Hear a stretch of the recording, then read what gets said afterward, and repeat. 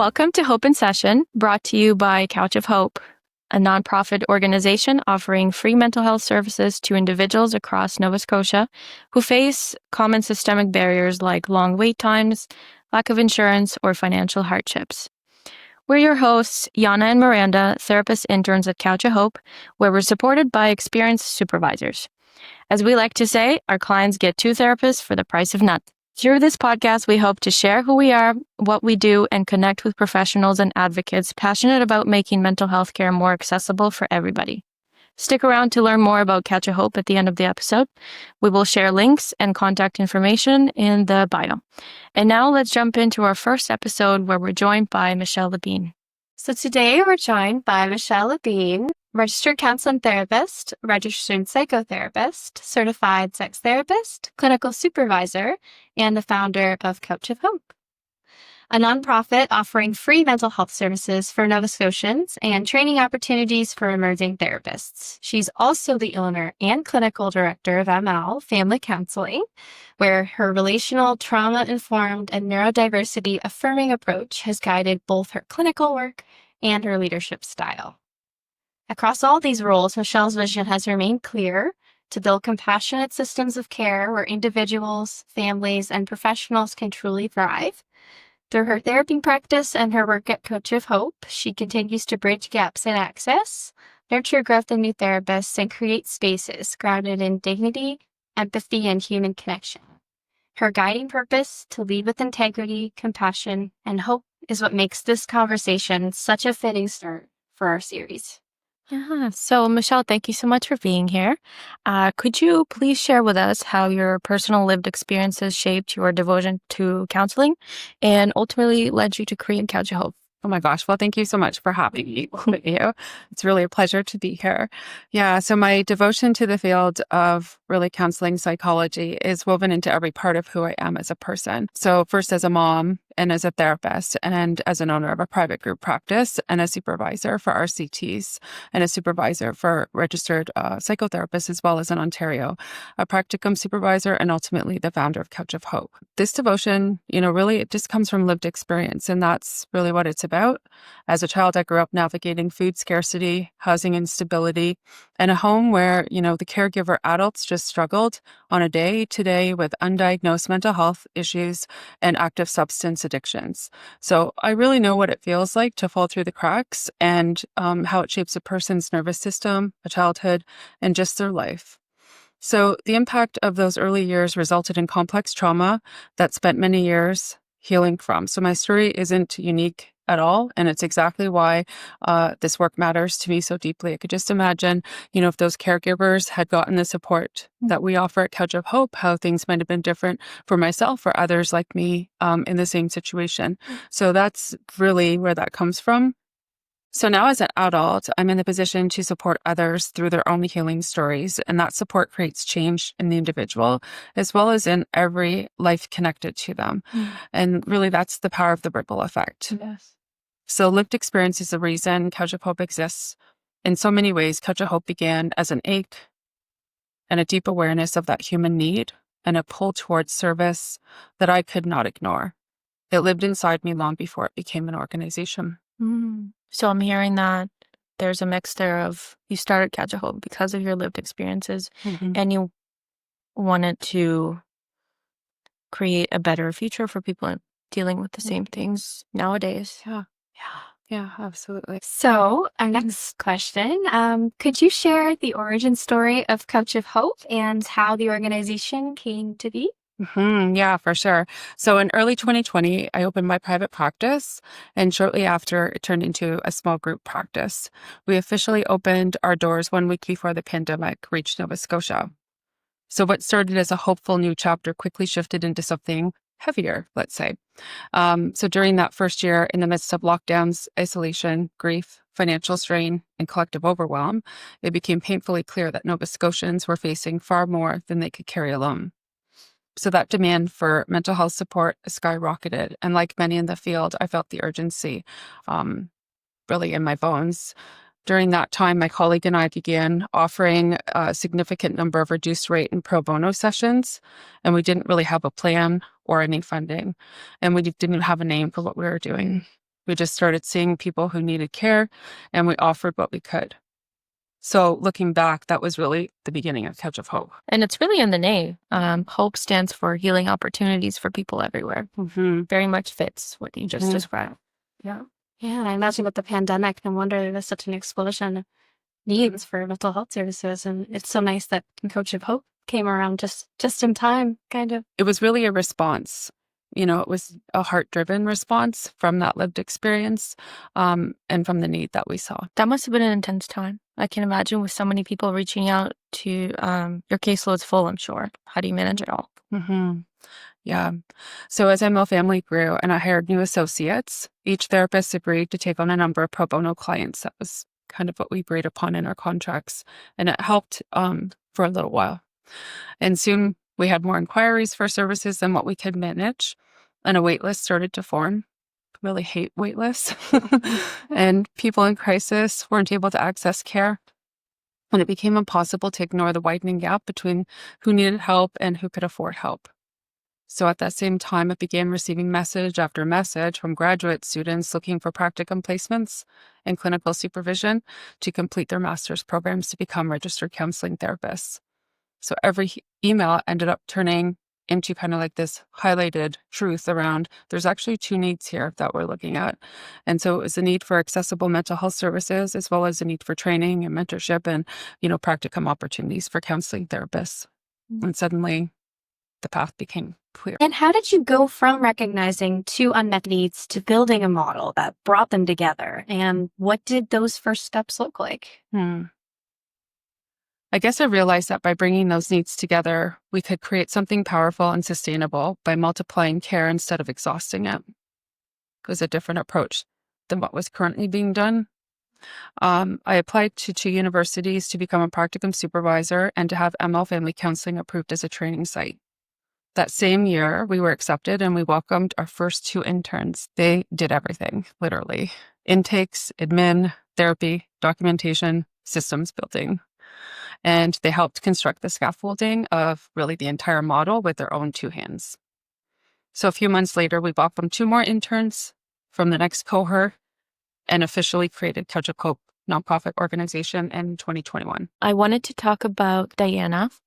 Who was she to you and to the organization, and how does her spirit continue to shape the values of Couch of Hope? Yeah, Couch of Hope is named in memory of my dear friend, Diana, who passed away years earlier. I'm getting choked up just talking about her, but it's important that I do talk about her.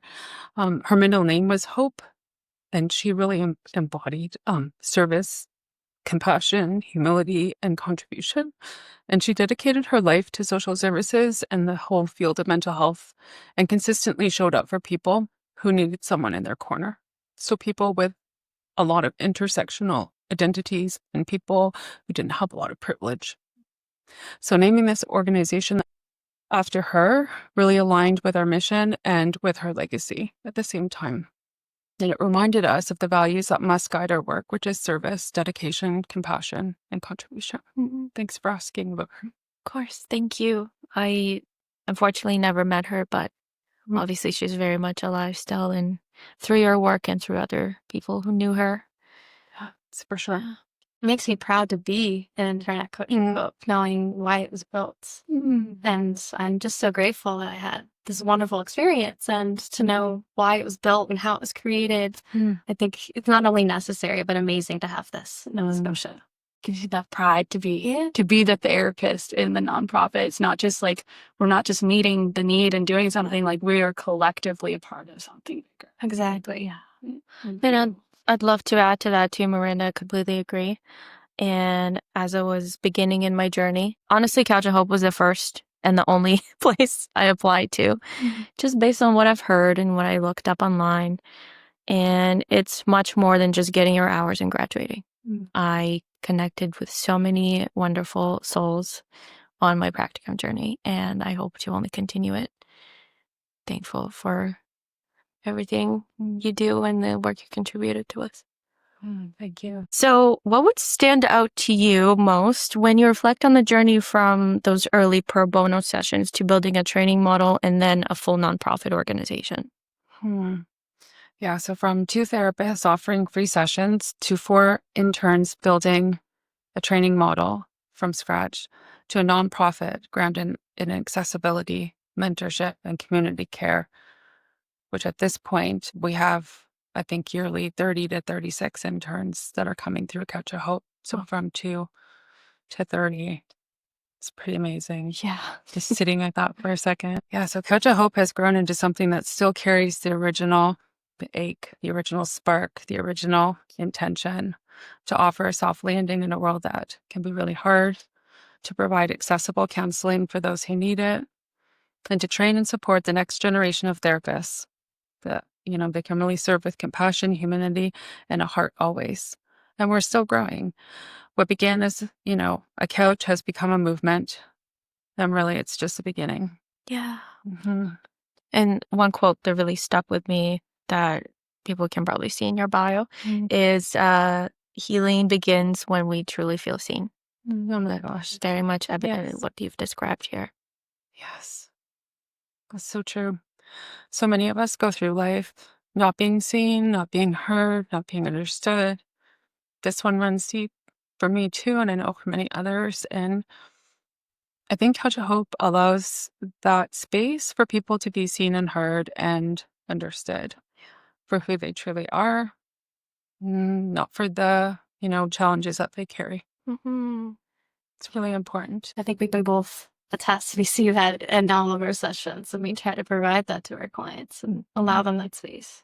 You may have started with this pressure to want to do more for clients, given the position we're in, and we're just starting, so the education is still growing.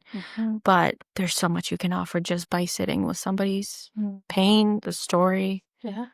Yes, being a therapist is such a unique relationship Mm-hmm. with ourselves and also with the people who we serve. To be able to sit with somebody in their story is really a privilege, and to not fix it or move them is even more of a privilege. Just to bear witness. Yeah, because everybody in our lives are friends, family, maybe even coworkers. There's this discomfort with pain and hurt. We don't like to see our loved ones hurting. So we want to drive and find the solution for them. But oftentimes it's the opposite. They need just a listening ear.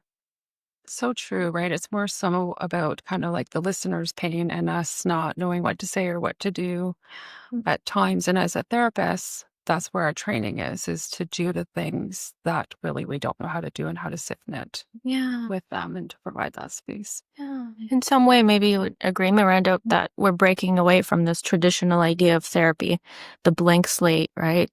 I come to you, I give you everything, and you tell me what to do with it. But that's very much not the case. No, and that's the way that a lot of training happens. And then when you actually jump into it, start working with clients, you realize that being authentic is actually that's where the change happens. It's the authenticity, showing up as yourself. Obviously not bringing everything into the room, but bringing that authenticity with you. People are storied, and people relate to stories and relate to reflections that they see of themselves and others. And when we bring parts of ourselves as therapists into the space, that's really the opportunity to, heal and grow and make changes if that's the case. Thank you so much. So how does the work at Coach of Hope strengthen families, workplaces, and communities over time? That's the ripple effect. That is really the core of everything that we do, because healing never just stops with one person. When a client receives support, their families, partners, and workplaces also feel that change and they feel that support. When an intern receives excellent training, every future client they will ever see is impacted. When stigma decreases and awareness increases, communities become stronger and more connected. And when someone acknowledges or supports our work, they cast a pebble that sends out ripples far beyond what they can see. So I often say, the person who starts that ripple rarely sees how far it reaches, but it reaches, it shifts, it lives, and it has a future, and it just keeps going. And I see that with Couch of Hope. Yeah. Maybe that can be something we can talk about in the future because you can talk so much about the systems theory and how it fits and how yes, you do work with an individual, but it creates this change like macro levels, right? Yeah. If you're a better individual, if you know yourself better, then you'll be able to create better relationships. You do things that move you because it's authentic to you, not because you think it's right. Things like that. Until we point them out, they look like the little changes. But Yeah, those little changes can help that person be, a better mother, a better father, a better sister, brother, parent, whomever, can really affect a lot of areas of their lives unknowingly. And you don't see that ripple. We don't get to see that ripple, but it's still there. the waves, so to speak, we start. What's it like being interns and impacting that ripple? I will say it reduces the pressure to want to fix and be that one therapist that, that makes a difference. And every session is a breakthrough and they do the homework and wow, things are so good. But more often than not, you're just the beginning. This free counseling opportunity has given people a chance to see what therapy would be like. It doesn't mean that they just come to us and then when we graduate, they stop going. We hope that this is just the beginning of their journey and maybe minimizes some of that stigma that's very much still present in our society, right? What do you think, Miranda? I think that's absolutely true. And one thing I've learned, and that is so important, is sometimes you're just the person that gets them to their next therapist. So sometimes you're the therapist that gets them to the next step. You maybe don't work with them for every goal they have. Maybe you work with them with one goal, and that one goal just shoots off into so many other areas. And yeah, that can be beautiful sometimes too. And Michelle, what do you hope Couch of Hope continues to stand for as it grows? Well, Couch of Hope is a place where healing becomes possible. It's a place where financial barriers are removed and where emerging therapists grow into grounded, compassionate professionals, and a place built on lived experience, devotion, and community care. Reminiscent of what we just talked about. There's obviously this big piece of being abided by ethical standards and the codes of our regulatory bodies. But in general, if you can bring your humanity, your transparency as a person, not just as a therapist, that makes so much of a difference. More than just giving them a CBT exercise and going home for the hour. Yeah. As Couch of Hope has grown, so many people have joined you in this mission. How do you hold the meaning of this work alongside all those who contribute to it? I think that's such an important part of the story. Couch of Hope was never meant to be a one-person mission. And the truth is, it has become what it is because so many people have stepped into this work with me. Over the years, more than 60 counseling therapists interns have lent their hearts, skills, time, and courage to this model. They really are the backbone of our accessibility work and the living proof that training the next generation creates impact far beyond what any single therapist could ever offer. Our team of supervisors has been extraordinary. They offer guidance, containment, ethics, and a steady leadership to our interns, really just ensuring that every client receives competent, safe, and trauma-informed care.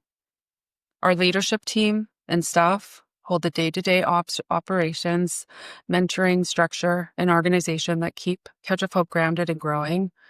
They really are the force that makes our mission sustainable. Our administration team ensures clients are supported from the very first point of contact. Their care, communication, and presence really allow people to feel seen and welcomed long before they even sit on a couch. And a volunteer team, really that gives their time, energy, because they believe in what we're building and because they want to be part of something that strengthens our community. So many people, our community partners, expand our reach and allow us to serve more people. They help us to remove barriers, reduce stigma, and connect with individuals and families who need us most. And finally, our board of directors provides governance, support, advocacy, and vision. They really help to guide us forward with clarity, accountability, and purpose. That's a long list of people. And so when I say this is my heart work, it's true, but really it's the heart work of really a lot of people. And I hold the meaning of this work as something shared, something that now belongs to an entire community of people who believes in compassion, accessibility, and human dignity. Couch of Hope has grown because dozens of people have said yes to this mission. And that collective yes really is what makes the work powerful and deeply impactful. Yeah. It reminds me of this quote, "It takes a village." Mm-hmm. Very much prominent in this field. Mm-hmm. Michelle, as you look ahead, what is your deepest hope for the future of Couch of Hope and the community it serves? Yeah, so my deepest hope is that Couch of Hope continues to be exactly what it's always meant to be. Really, we're a place where people can feel safe, supported, welcome, and seen, and a place where financial barriers don't stand in the way of healing. A place where, emerging therapists can grow into confident and compassionate clinicians who will go on to support thousands of people across their careers. That really is, again, the ripple effect.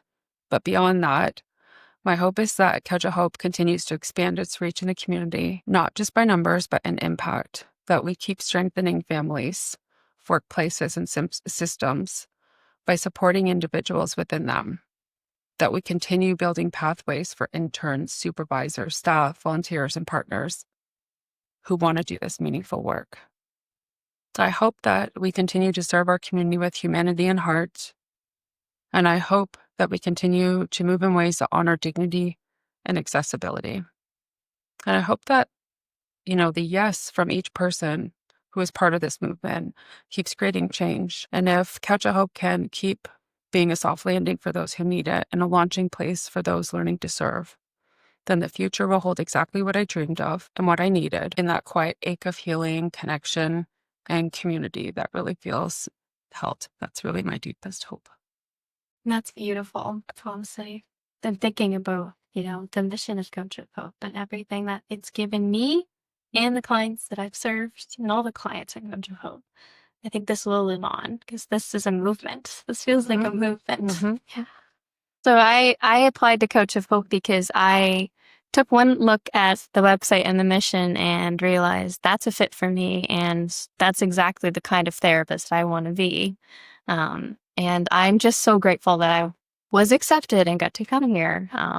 And I'm really honored to have gotten this far of my journey and to be moving into my professional life very soon as a professional therapist. And I honestly could not have picked a better spot to start this journey because I have learned so much from my clients, from my peers, from my mentors, from my supervisors.